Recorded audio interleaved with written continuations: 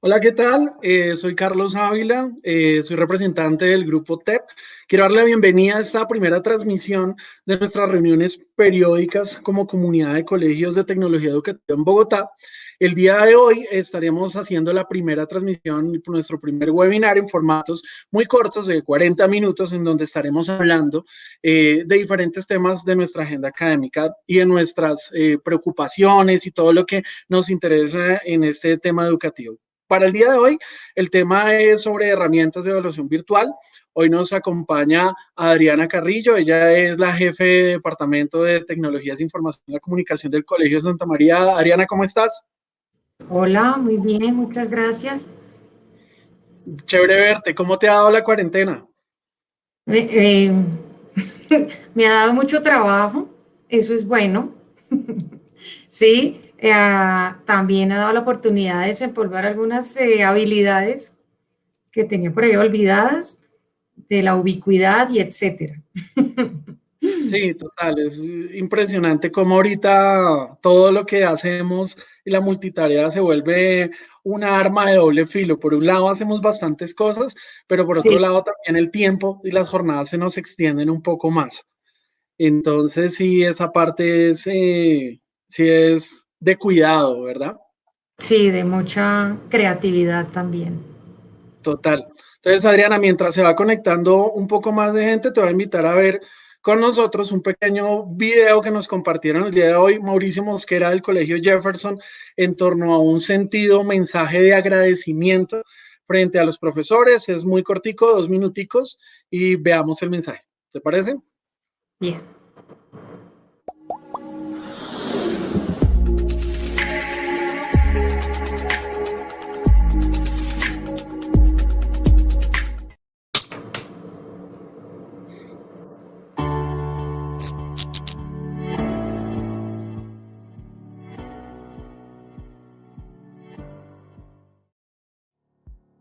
No deberías de quejarte de un maestro, porque de un día para otro tuvieron que crear un sistema de educación a distancia para poder trabajar desde la intimidad de su casa en horarios incluso más largos que los de su jornada habitual. No deberías de quejarte de un maestro porque el material que ocupan es su propia computadora y el internet que pagan de su propio bolsillo. No deberías de quejarte de un maestro porque han tenido que convertir su sala en un salón de clases, abriendo la puerta a ser criticados, juzgados por dónde viven y cómo viven. No deberías de quejarte de un maestro porque han convertido su imagen, conocimiento y tareas en material disponible para todo el mundo sin derechos de autor. No deberías de quejarte de un maestro porque no solo tienen que preparar una clase, verificar la luz, el micrófono, la conexión a internet, además de ir contrarreloj. No deberías de quejarte de un maestro porque todo el tiempo están siendo vigilados y recibiendo exigencias de los padres de familia, de sus jefes y de sus alumnos, incluso cuando ellos tienen que cuidar a sus hijos y preocuparse por sus propios problemas. No deberías de quejarte de un maestro porque tienen que responder correos con dudas de sus alumnos y quejas de los padres porque creen que es demasiado trabajo y que además es su responsabilidad porque para eso se les paga.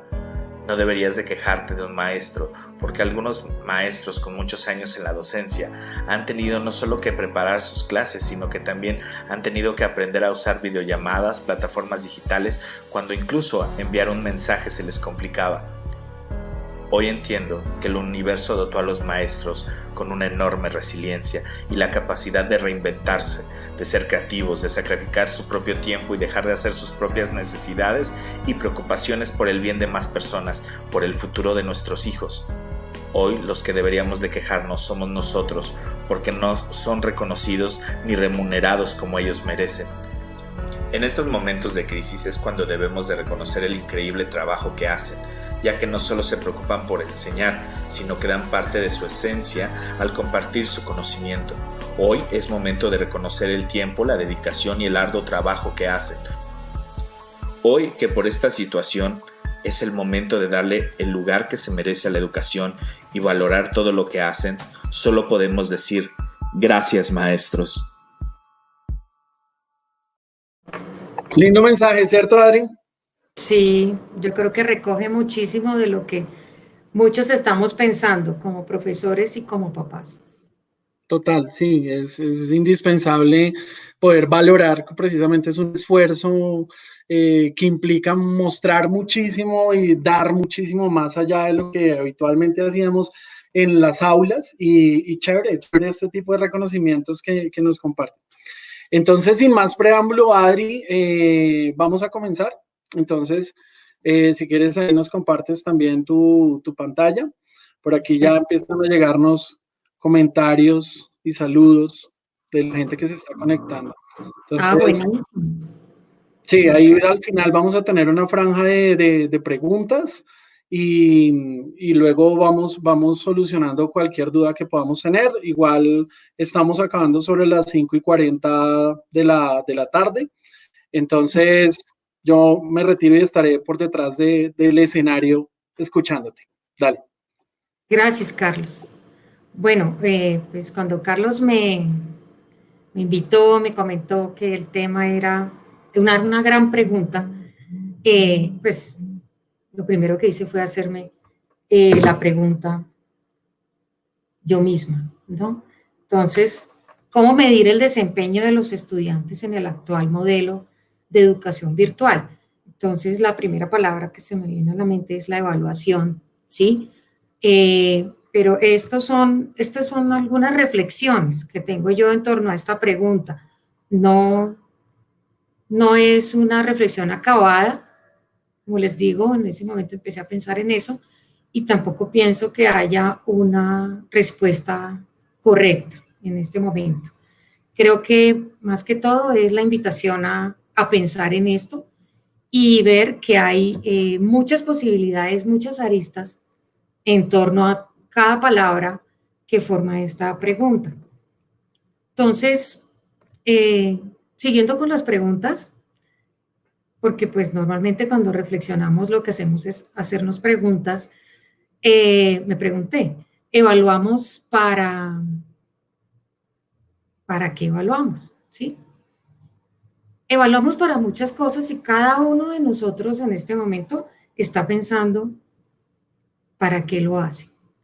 En este momento de reflexión también es un momento de búsqueda. ¿A dónde voy? Entonces, lo que hice yo fue recordar a Cambridge, los colegios que tienen currículo Cambridge, seguramente, y que están acá presentes, seguramente han visto esta imagen. Yo la tomé, allá abajito en azul pongo de dónde saqué la información, pongo el crédito. Ellos proponen la evaluación para el aprendizaje. La evaluación para el aprendizaje nos lleva a pensar en muchas cosas. Por ejemplo, ¿en qué se basa? ¿Cuáles son las teorías que pueden ir detrás de esto? Entonces, por ejemplo, está el constructivismo.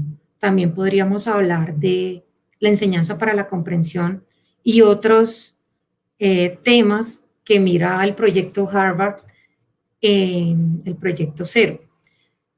Entonces, ¿hay una razón para evaluar en este momento? Yo estoy pensando en esta, en que evaluamos para el aprendizaje.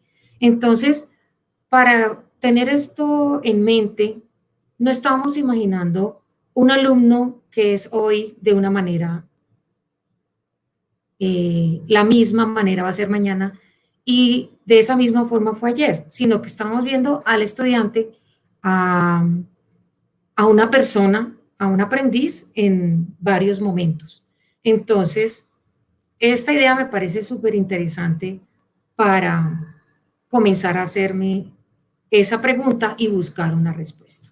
Entonces, para Cambridge y en la evaluación para el aprendizaje, queremos pensar es hacia dónde va el alumno, ¿sí? ¿Hacia dónde va a ir? ¿Qué es lo que está viendo hacia adelante?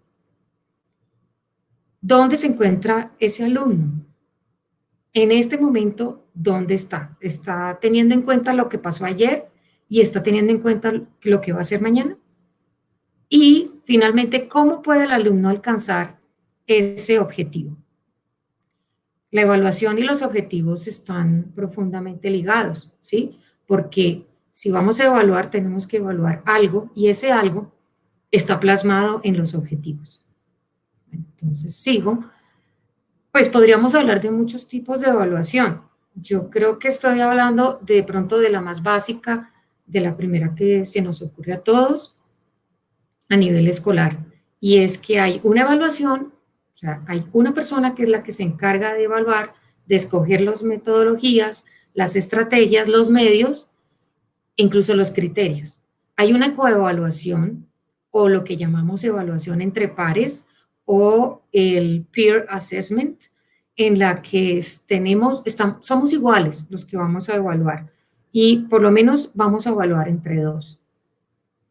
Y finalmente tenemos la autoevaluación.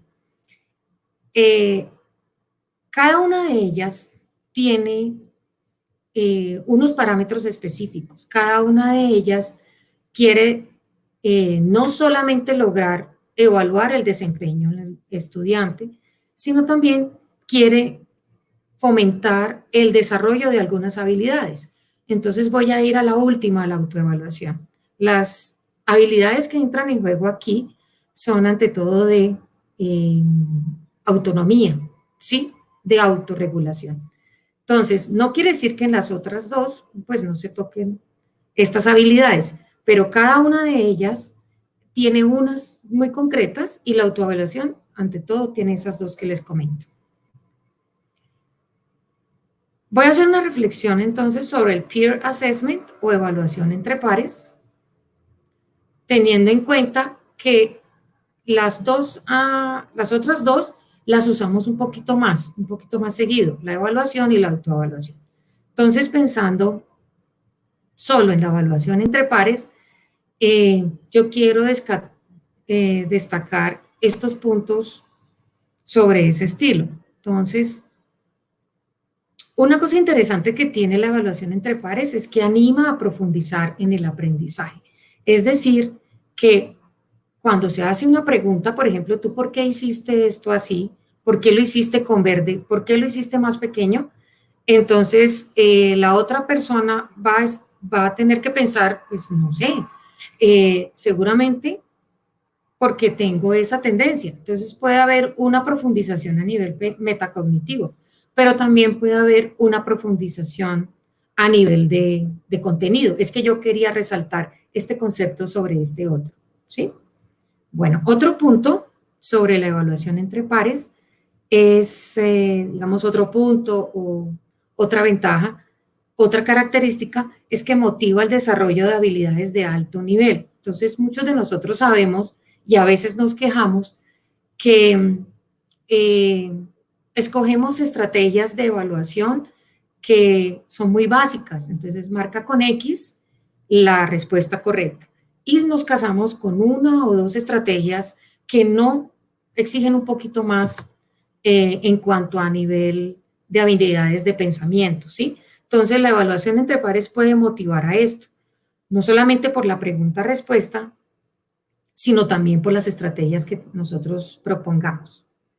Otra característica es que el profesor no es el único que evalúa. Es decir, para muchos estudiantes, ahí sí, centrémonos en el estudiante, para muchos el profesor es el dueño del conocimiento. El profesor es el que dice cuándo es, y una cosa muy dura, el profesor es el que dice que está bien y el que dice que está mal. Entonces, en la evaluación entre iguales, la coevaluación invita a que sean otros los participantes de ese proceso para que también vean no solamente esas bondades de decir te equivocaste, sino también la gran responsabilidad que hay detrás de eso. Otra característica es que ayuda a generar una retroalimentación a tiempo, ¿sí? Cuando dos están mirando sus trabajos, ahora más adelante vamos a ver cómo a veces esa es la retroalimentación. Casi que no hay que ir a mirar una rúbrica, ¿sí? No hay que ir a mirar los criterios, sino que casi de manera espontánea sale un criterio, ¿cómo es? Un juicio. Entonces podríamos decir, oye, pero esto no te quedó como muy extraño, esto no tiene que ver con esto. Entonces también la retroalimentación se da de una manera un poco más rápido. Otra característica es que suaviza la carga del profesor. Bueno, sí. Si el profesor, muchas veces los profesores queremos tener el control, saber qué es lo que va a pasar y cómo va a pasar. Cuando uno busca un ejercicio de coevaluación, hay miedo y hay un riesgo, y es que no sabemos si va a funcionar, no sabemos si va a pasar en el tiempo que yo tengo planeado para mi clase. Tenía planeado 15 minutos para este ejercicio y ya vamos en 1 hora. Entonces, hay muchas cosas que hay que revisar porque nos da miedo soltar ese control. Pero también es interesante saber que puede suavizar mi carga docente. Es decir, si yo suelto que la coevaluación suceda 2 veces al mes en mi clase, entonces voy a ver que son otros los que van a estar mirando y me van a entregar resultados a mí.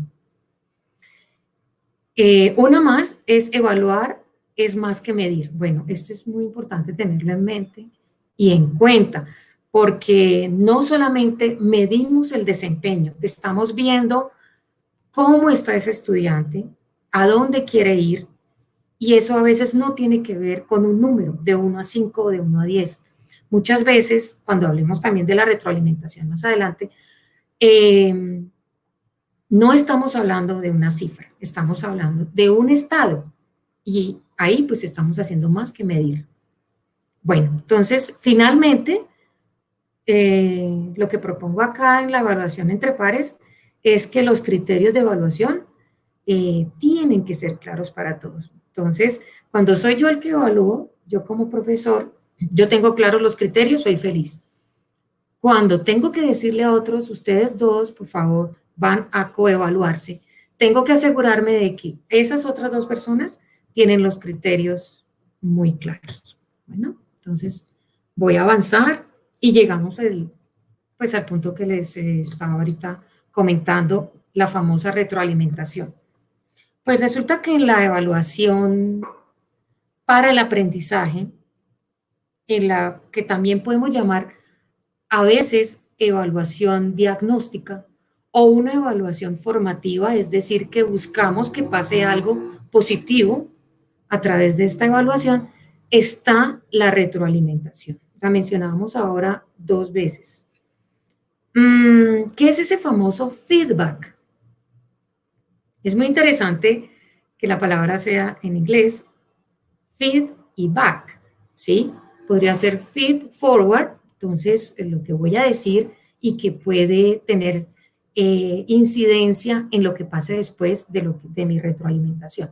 Entonces, la retroalimentación es necesaria. No puede haber una evaluación para el aprendizaje donde no esté la retroalimentación, donde no haya una respuesta a ese producto que nosotros quisimos evaluar.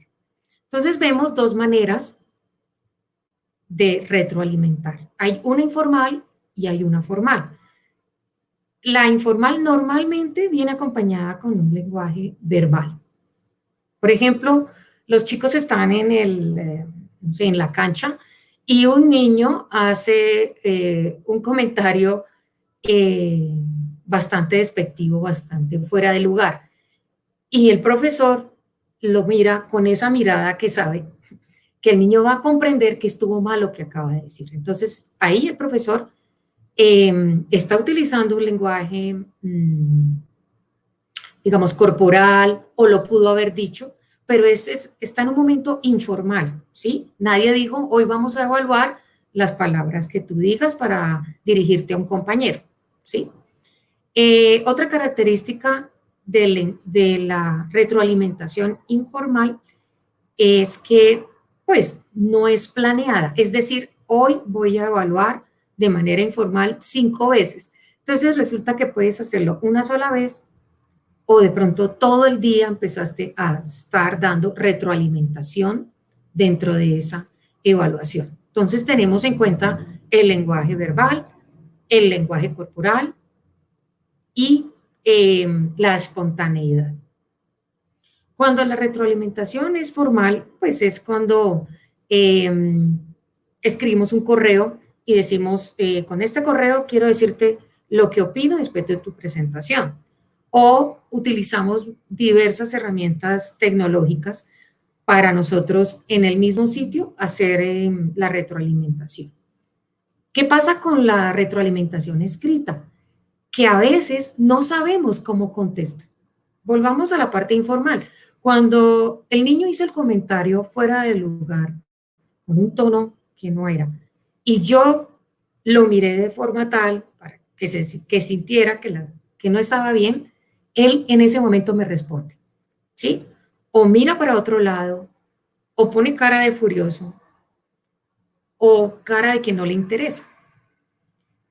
En el formal, y en este caso que estamos hablando de la forma escrita, es muy posible que no lo lean, ¿sí? Es que a veces nosotros los profesores decimos, pero si le dije 3 veces que tenía errores de ortografía.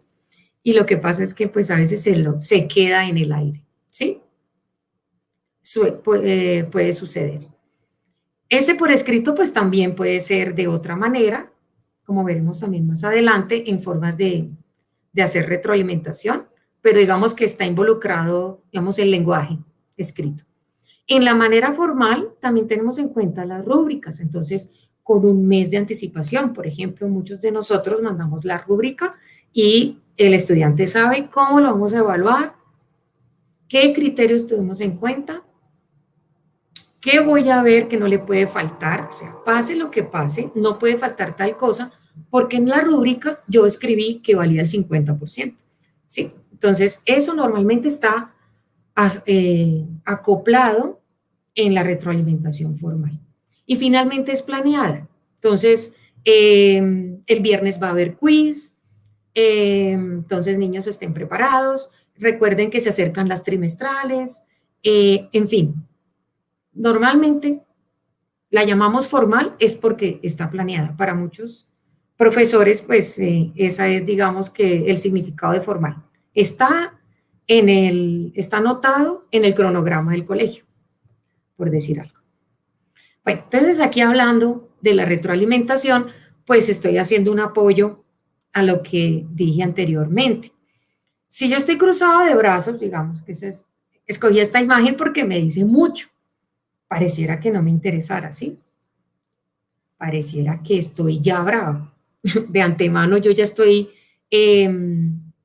adoptando una posición y lo que sea que yo vaya a evaluar en un grupo de niños o en una presentación, entonces ya ese lenguaje también está diciéndole mucho a los estudiantes. Entonces, esta reflexión que hago con esta diapositiva es, ¿y yo qué lenguaje corporal estoy comunicando? Entonces, arriba hay un señor que está manejando y saca por la ventana la cabeza y hasta el puño. Entonces, ahí podríamos decir, dale, vas muy bien, sigue así, pues, estás haciendo las cosas como se esperan. En fin, este es un lenguaje corporal que muchas veces no tenemos planeado, ¿sí? O a veces decimos, ese es el lenguaje propio de los profesores de educación física o de lo que sea. Nosotros a veces decimos que según el tipo de lo que la cátedra del profesor, entonces tiene un lenguaje corporal.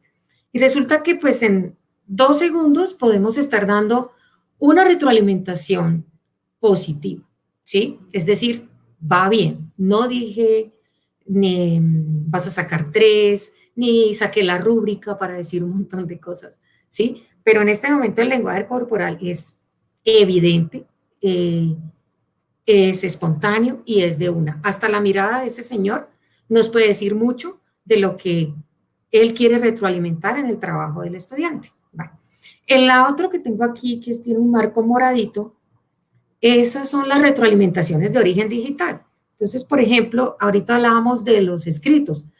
Entonces, qué bueno que si yo voy a utilizar una retroalimentación por escrito, también me asegure de que lo haya leído. O sea, hay una manera de tú entregas, yo retroalimento, tú me vuelves a decir y yo vuelvo y te digo. Es decir,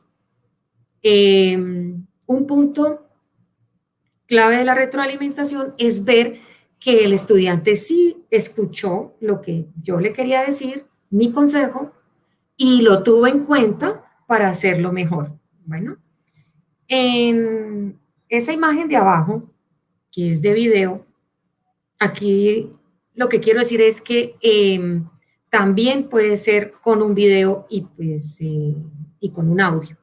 Entonces, decir eso ahora sería casi que obvio. Muchos estarán diciendo, pero eso es lo que hago todo el tiempo. Ahora, en estos tiempos, en esta coyuntura, siempre estoy utilizando el video. Entonces, aquí mi reflexión es, ¿cómo hago para saber que de verdad se llega el mensaje? ¿Sí? Yo utilicé el video y mandé el audio y lo hice clarísimo y traté de hablar muy bien y si lo hice en otro idioma, me aseguré de hacerlo bien. Pero ¿cómo hacer que el video no se quede ahí, sino que también sea recibido y entendido para que el trabajo que tenga que hacer el estudiante pues sea para mejor? Bueno, hablábamos de criterios, en varios momentos he mencionado esta palabra. Entonces, y hablando también pues de lo que me decía Carlos al principio, estamos hablando de herramientas tecnológicas para evaluar el desempeño de los estudiantes. Entonces, aquí yo lo que propongo son unas herramientas tecnológicas que nos sirva para crear los criterios, ¿sí? Entonces, por ejemplo, hay muchas, pero for all rubrics vamos a encontrar la manera de que nos ayuden a sacar rúbricas. Pero cuando nosotros queremos hacer coevaluación, también podemos invitar a que hagan los criterios entre ellos, ¿sí? Entonces, ustedes dirán, pues Padlet no es para eso. No, Padlet no es para hacer rúbricas necesariamente, ni Poplet, sino que son herramientas colaborativas que lo que pueden incitar es a que nos cuenten criterios. Por ejemplo, niñas, el viernes es la entrega del video sobre, no sé, sobre cómo hacer pan artesanal, por ejemplo. Entonces, yo quiero que ustedes me digan qué creen que debemos ver en ese video, ¿sí? Entonces, las invito a crear en un Padlet una lluvia de ideas de qué es lo que es para ellas un buen video, una buena presentación, ¿sí? Entonces, en este caso propongo herramientas para lluvia de ideas, para colaboración, que nos sirva para que creemos entre varios los criterios. Bueno, algo que me parece que es fundamental es tener en cuenta cuándo queremos evaluar proceso y cuándo queremos evaluar resultado. Y qué bueno que por lo menos 2 veces, por decir algo, en un trimestre, estoy hablando de mi experiencia, en un trimestre por lo menos una vez yo me fije en evaluar el proceso. Profes, ustedes deben estar pensando, pero ¿a qué horas? Eso es mucho trabajo, eso es mucho tiempo, son muchas cosas, son muchos detalles. Pero si por lo menos una vez lo hacemos, yo les propongo al menos dos formas de verlo. Por ejemplo, en los portafolios digitales, en los e-portfolios y también con creación colaborativa. Estos que están viendo acá, ustedes ya los deben conocer de hace tiempo. Dirán, sí, yo utilizo Seesaw para que las niñas hagan la tarea que yo les mando. O Life Binders para que puedan ir recogiendo su trabajo y me lo entreguen al final. Y así cada uno de estos. Entonces, lo que yo propongo aquí es la evaluación de un proceso. Es decir, mostrarle al estudiante con varias entregas, perdón. Es decir, entrega 1, entrega 2, entrega 3. Que se vea la diferencia entre la entrega 1 y la 2, eso también le dice mucho al estudiante y lo anima mucho a hacer las cosas mejor. Entonces, no es que haya una discusión entre evaluar el proceso es mejor que evaluar el resultado, ni al contrario, sino que se den las dos cosas y utilizar estas herramientas que las usamos para muchas otras cosas, también para esto. Y finalmente, pues las 2 fuentes que yo utilicé.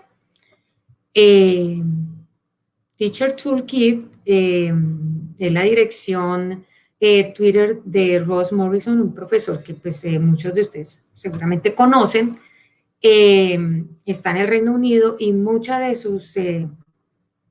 sus apuntes, de sus tips, de sus consejos educativos me han servido muchísimo. Y en esta época, que no es de blended learning, sino de una de e-learning, ha sido muy, muy clave. Y este primero es un estudio muy interesante que él propone sobre la importancia y el poder que tiene la retroalimentación. Y listo. Entonces, Carlos me dirá si le digo dejar de compartir. Ya, listo. Adri, muchas gracias. Creo que empata perfecto con lo que yo quiero compartirles. En esta reunión también estaba invitado David Osorio, que nos iba a compartir un par de datos, pero la itinerancia en el servicio de Internet en toda la ciudad pues nos permite o nos dificulta que muchas veces tengamos estos espacios, ¿no? Entonces también los mismos estudiantes también se estrellan con que no pueden conectarse porque no tienen servicio y demás. Entonces, muchísimas gracias también por tu participación, por tus comentarios, tus observaciones son muy importantes para toda la comunidad. Tenemos bastantes personas que están saludándonos de diferentes espacios e instituciones. Entonces, queremos darle un saludo a la comunidad que siempre ha estado ahí en nuestras mesas de trabajo por este mismo medio. Entonces, al final, pues vamos a socializar algunas preguntas que puedan surgir. Damos algunos espacios para ver qué comentarios adicionales nos pueden agregar. En ese momento, pues no hay preguntas hasta la franja. Entonces, pues nada, voy a comenzar entonces yo con mi pedazo. Gracias a ti, Carlos. Listo. ¿Listo? Bueno, entonces voy a sumar esto. Muchas gracias, Adri. Entonces te voy a sacar un momentito. Listo, entonces agradecerles a ustedes la conexión, agradecerles el tiempo que ustedes dedican a esto.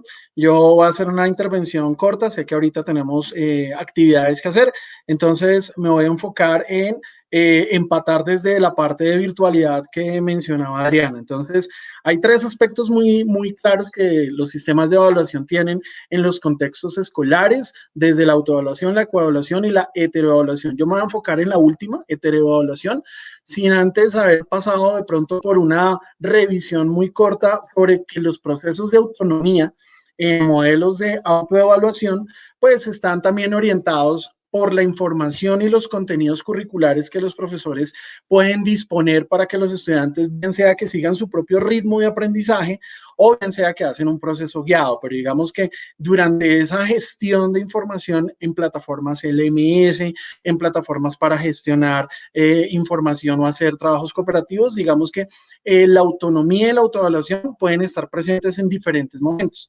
Muchas de estas herramientas también contienen elementos para realizar procesos de heteroevaluación, en donde ya el profesor revisa un desempeño o mira todo un proceso por parte del estudiante para mirar qué tal le está yendo.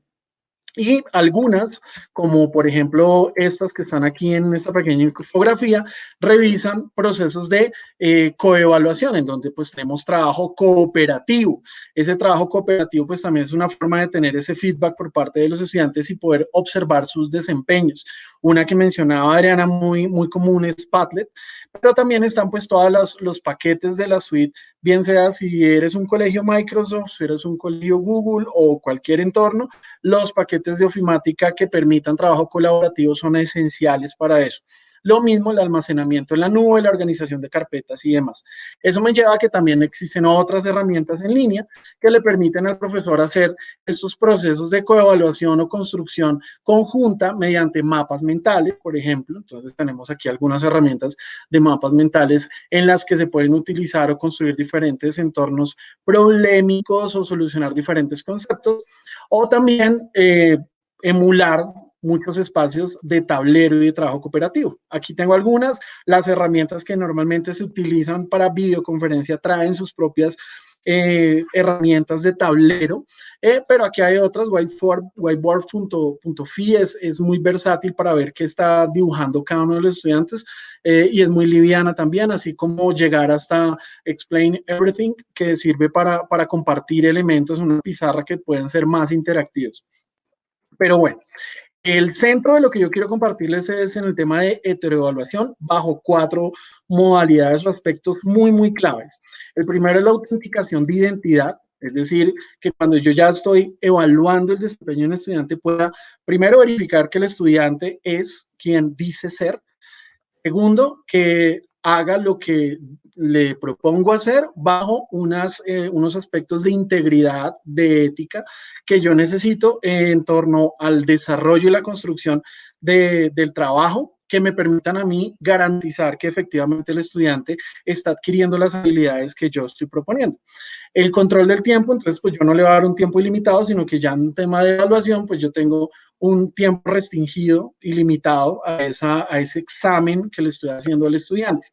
Y por lo tanto, pues la forma en la que yo hago los estilos de pregunta son claves dependiendo de las disciplinas que yo estoy trabajando en clase. Entonces, la primera observación es tener en cuenta, ¿será que somos infalibles en estos 4 aspectos presencialmente como para creer que en la virtualidad podemos llegar a garantizar que existe alguna herramienta que me cumpla a cabalidad con estos 4? La respuesta es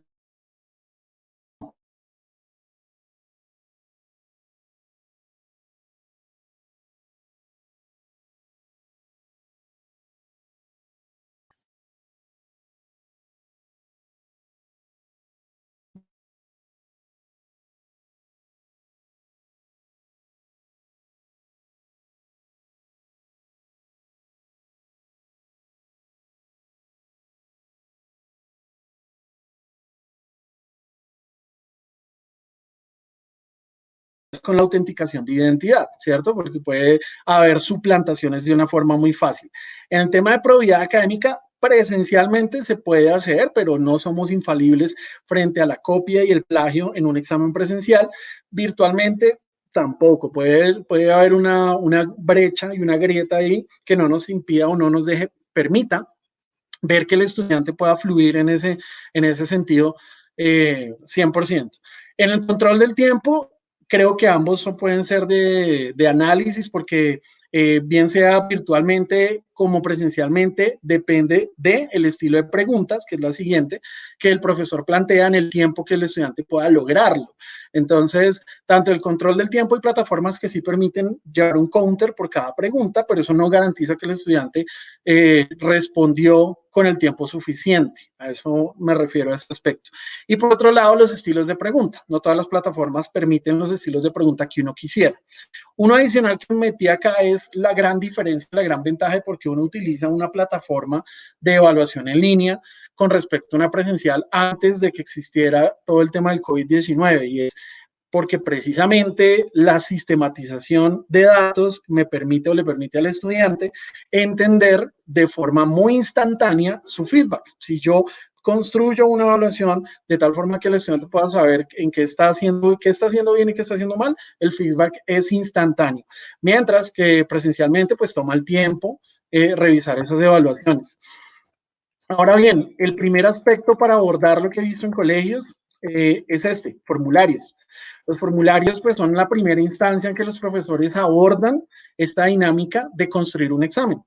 Entonces, hay unas ventajas y desventajas con el uso de formularios en temas de comprobación de la identidad. Si los formularios están asociados a cuentas de correo electrónico institucionales en las cuales creemos que los estudiantes no comparten las contraseñas, pues podemos más o menos garantizar que los estudiantes son quien dicen ser y poder tener una autentificación de identidad.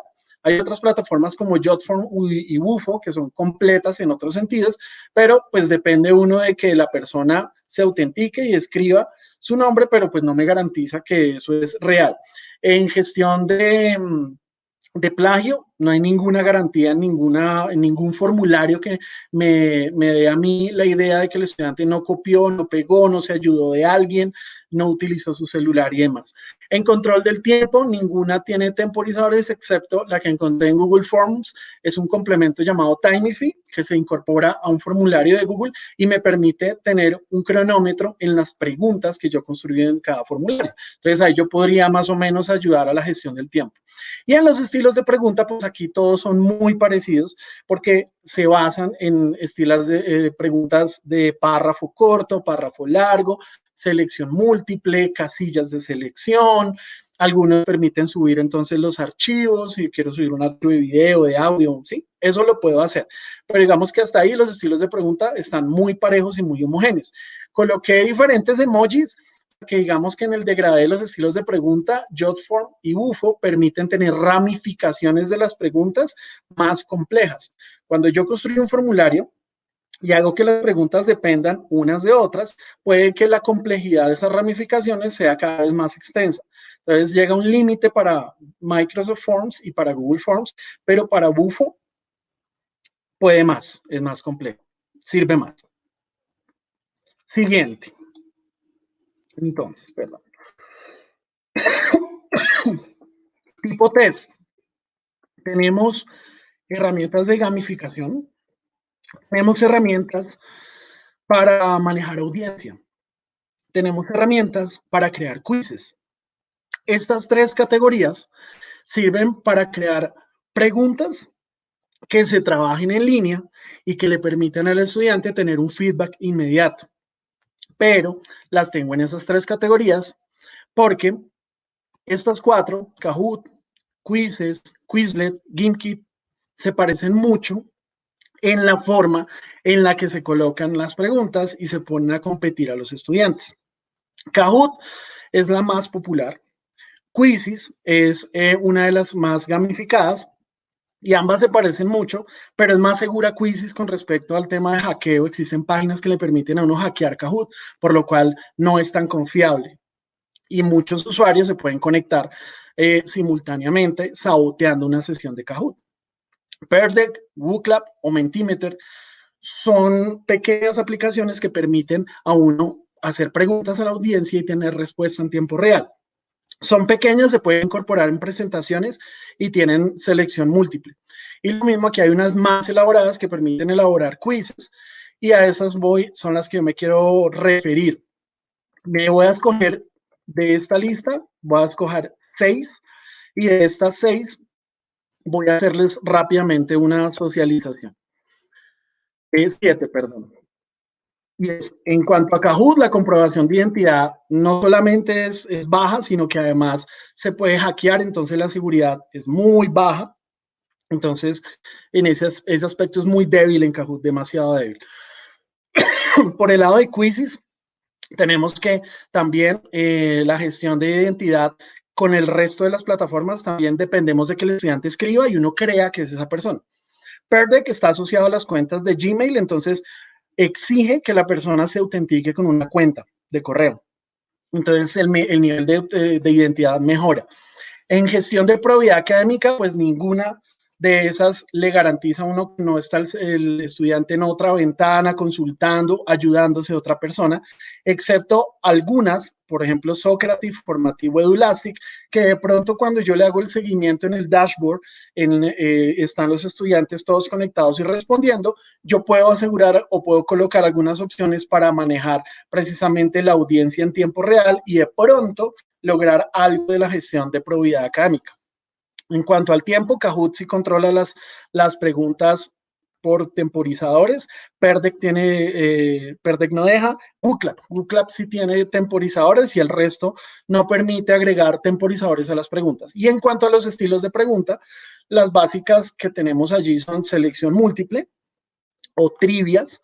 En WooClap tenemos una muy bonita para crear nubes de palabras. En Peerdeck, por ejemplo, tenemos para dibujar. En WooClap también existen alguna. Entonces, los estilos de preguntas empiezan a ser más diversos y más favorables para otros conocimientos. En Peerdeck, en WooClap, Socrative presenta toda una carrera de personajes o para el dashboard de cohetes o dependiendo de lo que uno le seleccione. Y me voy a centrar en Formative y Edulastic, que tienen unos estilos de pregunta bastante interesantes que les quiero compartir. Por ejemplo, Formative, este es varios screenshots que yo saqué. Formative tiene varias cosas que me gustaron mucho. Primero, que la licencia por el tema del COVID-19 me la abrieron a nivel institucional como una cuenta premium hasta el 30 de junio y esto me permitió agregar o ser administrador de varios equipos y tener a mis profesores con los que estoy trabajando esta herramienta de una forma ilimitada en cuanto a las preguntas. Entonces no tengo restricciones entre la versión gratuita y la premium, sino que tengo la plataforma completa. Eso es la primera ventaja. Dos, que también voy a utilizar el puntero, tiene una librería grande en cuanto a exámenes ya hechos, permite abrir o cerrar los exámenes en tiempo real, tiene un dashboard que me permite a mí hacer seguimiento de cómo van los estudiantes y lo que más me gustó es que uno puede tener un chat por cada pregunta, por cada estudiante. Entonces, el feedback que puede uno hacer en tiempo real con los estudiantes es bastante amplio. Yo puedo tener mi canal de streaming por Meet, por Teams, por donde yo tenga el audio de los estudiantes. Puedo pedirles que tengan silenciado el micrófono o que lo tengan abierto como para saber si están acompañados de alguien, pero que guarden silencio.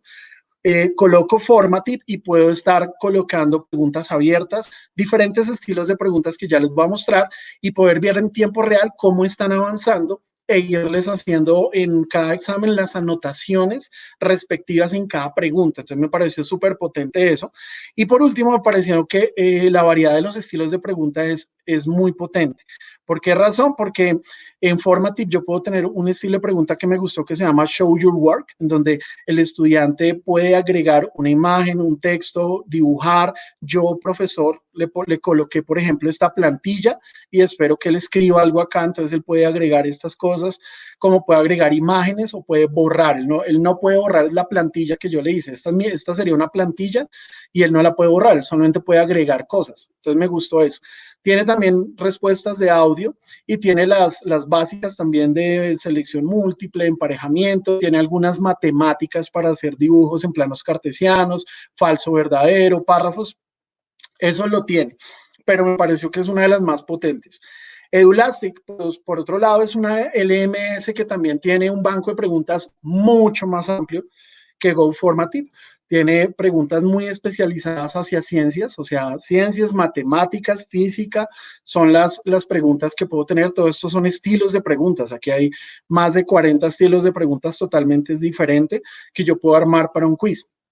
Tiene una opción que me llamó la atención en Edulastic que se llama el Snap Quiz, en donde yo puedo subir un PDF y volverlo interactivo. Entonces tengo mi examen tal cual y le puedo agregar elementos de interactividad. Entonces aquí hay unos screenshots de cómo la ve el profesor agregando elementos y cómo lo ve el estudiante respondiendo elementos. Entonces me parece que esta también es una herramienta que puede uno tener en el radar. Y ahora, pues viene el nivel de probabilidad que a uno le interesa un poco más. Entonces, todas esas herramientas hasta este punto pueden mejorar en los estilos de pregunta.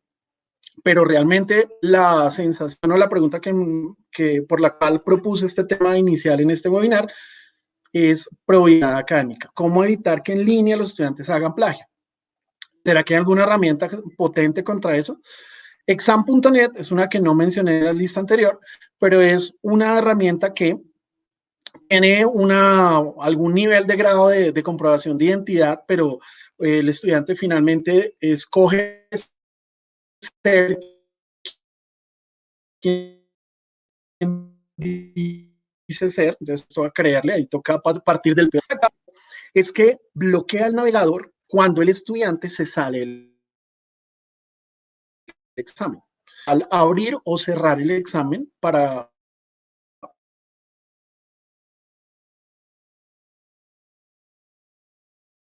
dar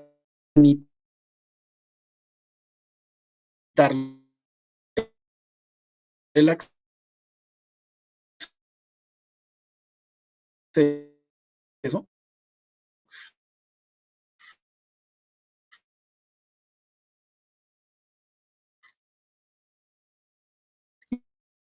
Y, y lo